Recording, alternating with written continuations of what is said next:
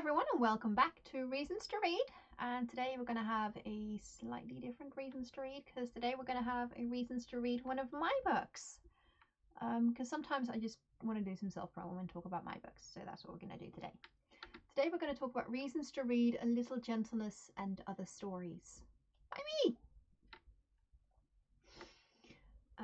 So I wrote it. Yeah, that may in fact not be a reason to read it for a lot of people. I don't actually know.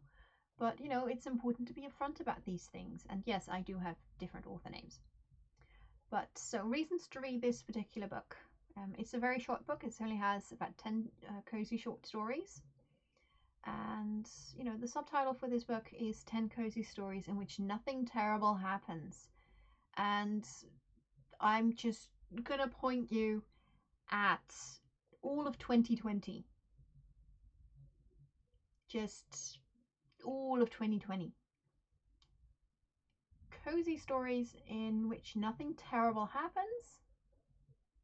Sometimes really important. Sometimes you just need something really soft to read. And, you know, I'm biased as heck about this, but I think I deliver. There's a lot of slice of life fantasy in these 10 stories. I like slice of life fantasy. There's also some slice of life science fiction in there as well, but it's predominantly a fantasy collection because I predominantly write fantasy. There's a dog. He's called Spot and he has 3 legs, and I love Spot. Spot is a good boy. I adore him. He's very sweet. And Neil, Spot's owner, is very sweet as well. He's a little boy, and he loves Spot very much. There are baby dragons. You know, just throwing that out there. If you like baby dragons, baby animals, and dragons, they are in there. Not very strongly, so don't go in there expecting like a story about someone caring for baby dragons very explicitly. It's not that kind of baby dragons, but there are baby dragons and they are very cute. There are also soft dads and small children, because you know, parenting is just cute at times. Parenting can be very cozy. It can be very frustrating. It can be very tiring. It can be a very taxing to your patience, but it can also be very soft and very rewarding. And there kind of a couple of stories in there that do that.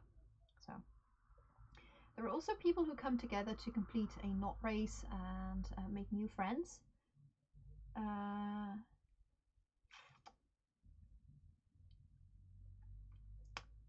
Which is actually grammatically correct as I wrote it there and not well how I said it, but never mind. Yeah, there's a knot race, and it is, well, it's sort of more like a marathon in which it doesn't matter when you finish as long as you finish.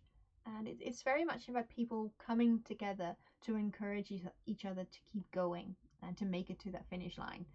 And, you know, it's a multi-day event, and, you know, they have campfires where they have a party together, because you know, they're having a good time together. And it's that kind of story. There's also food, because food is important. There's hot chocolates, there are witches, there's a polyamorous poem that is full of queer adorableness. It also has some mild spoilers for Seafoam and Silence, which is a verse novel that I wrote, which retells The Little Mermaid. So be warned of that. If you don't like spoilers, skip that one. It has at least one demi-romantic ace character and one aromantic ace main character in the stories.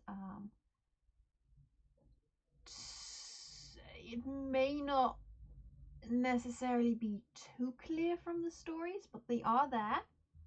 There is a lot of small animal cuteness, and did I mention it has baby dragons? Because it does. So, you know, if those kind of things sound like they're your kind of thing, then it's a collection worth checking out. So until next time, I hope you have a lovely time, and until then, bye!